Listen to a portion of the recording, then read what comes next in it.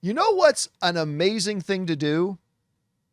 Making a horrible mistake and then asking for other people to pay for it. Oh, what a great idea that is. Look, as many of you guys know, Paramount is being sued by a collection of states' attorneys general and separately by the Writers Guild of America, the WGA, the Writers Union. They are suing to stop the merger. Now, you guys may also know that when Paramount made their deal with Warner Brothers to buy Warner Brothers, they made them think, oh, our things are way all out of order here. They made them believe that their stuff was absolutely 100% going to close by the end of October. Said, don't worry, Warner Brothers. Well, they were going to have no problems. It's going to be smooth sailing, said Paramount. We're going to be sailing through this, no problems, no issues, and we're going to have this thing done by, get ready, the end of October. And we're so convinced of that, said Paramount, that if we don't close by the end of October, we're so confident we will pay you $7 million per day that we're late closing the deal. We will pay you $7 million per day. And Warner Brothers said, well, what if we get sued by any of the states, any of the unions, maybe the Department of Justice, maybe the FTC? Like, what happens if we get sued to stop? Don't worry about it. Trust me, bro, says Paramount.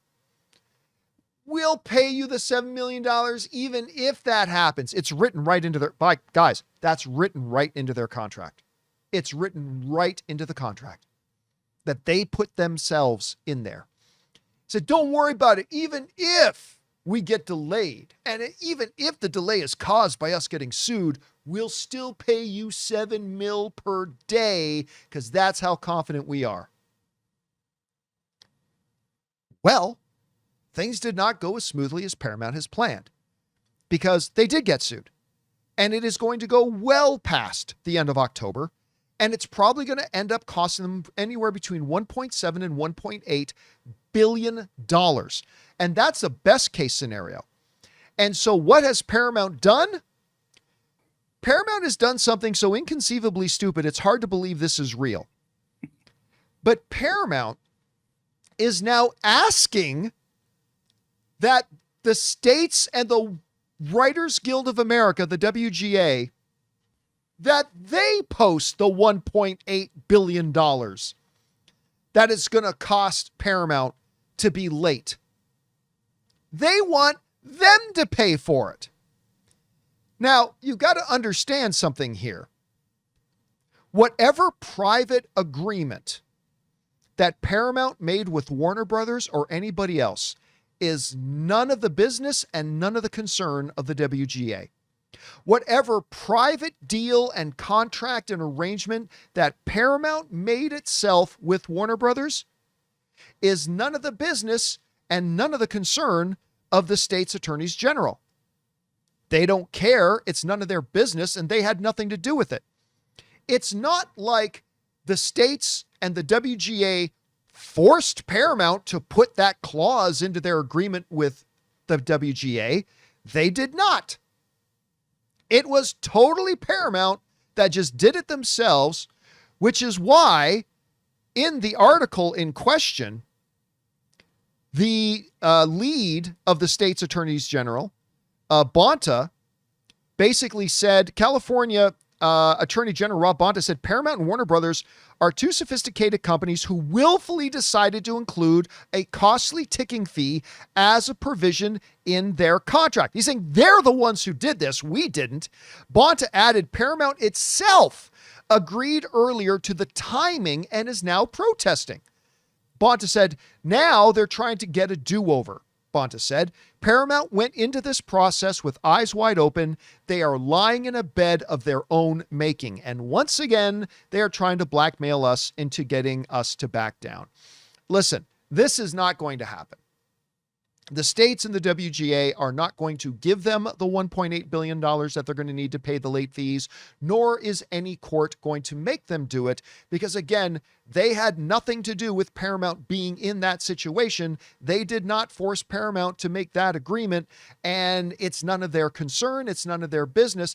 And if Paramount has any kind of financial obligations that they made themselves, that can in no way be an impediment to the states or another third party from exercising their rights to bring it to court. So the very fact that they even asked for this is mind-blowingly stupid. This is what happened. When they were losing to Netflix, they had to sweeten the deal and essentially bribe the investors. And he stuck his neck out. Ellison stuck his neck out too far. This also signals to me that the unlimited money from foreign investment and from his father is not so unlimited. That like they're going to be $110 billion in debt if everything goes right. Like if he tripled down when Sarandos was winning the deal. Yes. And they put in a lot of concessions and it backed them into a corner. And now they want somebody else to pay the price tag for their own decisions, which of course that 1.8 billion has nothing to do with the lawsuit or anything. Now, it needs to be brought up again. So I'm just going to do this highlighting quick. I still see some very selective memory people out there trying to say, oh, this lawsuit's about this and this lawsuit's about that and blah, blah, blah. Guys, I want us to walk through this very quickly. Some of you have heard me say this before, but it's so vital to understand. And if you guys, if the rest of you ever see somebody saying, well, this lawsuit's just about this or this or this, I want you to feel free to screenshot this and share this. This is exactly what the lawsuit is about. Okay. 100%. It's cut and dry. It's clear as day. And here's what it is. It's this. It's 3 stages. Number 1, there is the Clayton Act. And the Clayton Act, Section 7 in particular, says the Clayton Act prohibits any stock or asset acquisition where the effect may be substantially to lessen competition or to tend to create a monopoly in any line of commerce and in any section of the country. So basically, number 1, the Clayton Act, the law,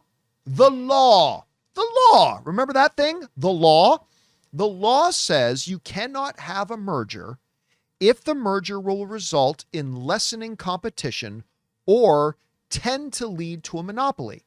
The Clayton Act says if there's a merger that is going to do those things, it's illegal. The question then becomes, well, how much of ownership would equal lessen competition? What is the threshold for saying it could lead to a monopoly? Well, the Supreme Court in 1963, I believe, set the precedent, and they said what the threshold is. The Supreme Court, the court held that the horizontal merger resulting in a single firm controlling at least 30% of a relevant market creates a rebuttable presumption that the merger is inherently anti-competitive and unlawful under Section 7. Okay, so Section 7 of the Clayton Act says you can't have a merger if it's going to lessen competition and could lead to a monopoly. Well, how much would equal that? Well, the Supreme Court gave a definition to it. The Supreme Court said 30%. If your merger creates you controlling 30% of the market, that lessens competition and that could lead to a monopoly. Therefore, it's illegal under Section 7. Okay, well, is that the case here? Well, the judge in the Paramount lawsuit looked at the initial filings by Paramount and by the WGA and said the plaintiff states presented compelling evidence that the combined firm resulting from the transaction will possess substantial market share in the wide release theatrical distribution market. On this combined firm market share alone, the court is persuaded that it can presume that the proposed merger is likely to violate antitrust laws. So this whole thing is very easy. It's 3 sections. The law says you can't do a merger if it could lead to lessening competition and lead to a monopoly. Number 2, the Supreme Court said 30% market control equals that. So if you have a merger that would equal to somebody controlling 30% or more of a market, that violates the Clayton Act.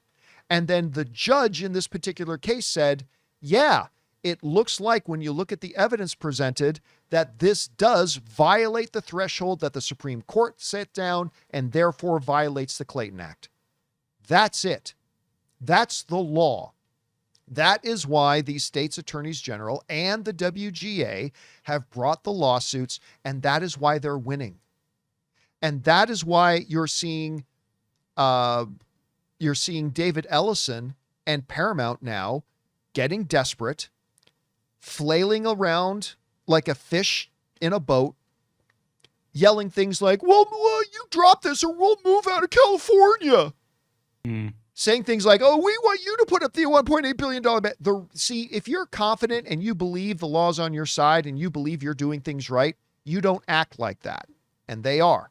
Now, is it possible that Paramount could still prevail? Yes. If Paramount can get in front of that judge, the judge who already said, yeah, it looks like the evidence says you're going to have more than a 30% controlling interest, and that breaks the law.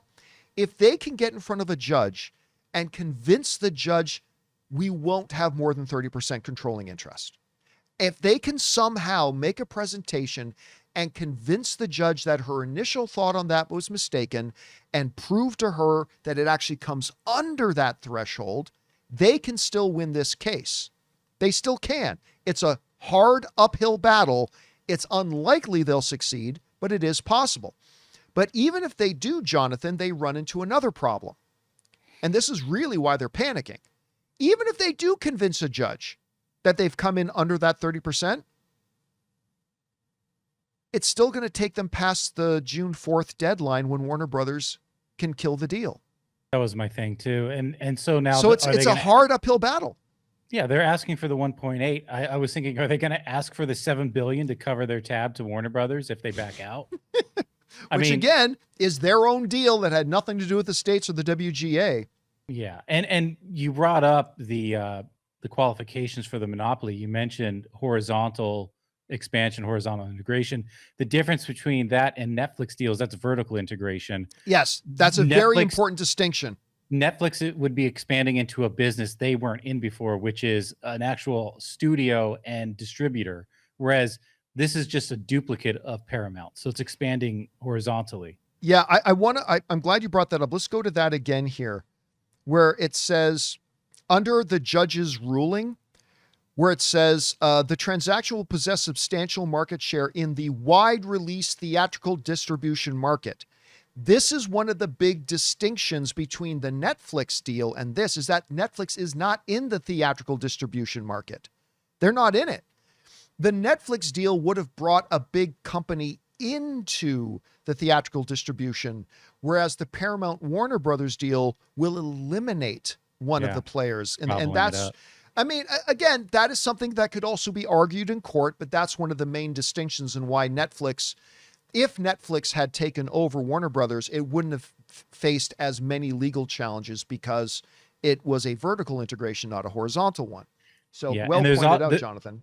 There's also seems to be a disconnect on what David Ellison is referring to as coming to a negotiating table and what the state AGs are saying.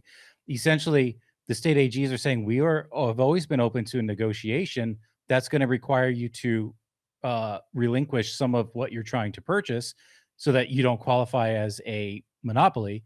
Whereas David Ellison is like, oh, we want to negotiate. Let us pay a fee or a fine. We'll pay you off in this lawsuit and settle out of court. The states aren't looking for money out of this so that they can continue to become a monopoly.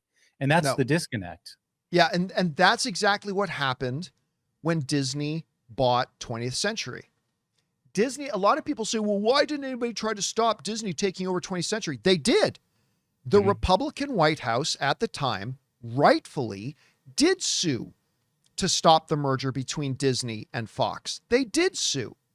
But what happened was they ended up settling because Disney agreed to give up enough assets that it satisfied the Department of Justice. That's why today Fox still exists. Disney didn't buy Fox. Fox is still out there. Disney does not own Fox News. Disney does not own the Fox network. Disney does not own FS1. Disney does not own FS2. They still exist. They spun out a lot of the acquisition. And so what the states and what the WGA are asking is that Paramount give up a whole bunch of stuff in the deal. And Paramount doesn't want to give up anything in the deal except for maybe CNN, and that doesn't cover it. Anyway, guys, question is for you. What do you think about this? Paramount is getting truly desperate, and they're acting even more and more pathetic. But what do you think about them asking for a $1.8 billion handout from the WGA and the state's attorneys general, who had nothing to do with them making the deal that they made with Warner Brothers? Anyway, whatever you guys think about it, jump down into the comment section below and let us know your thoughts.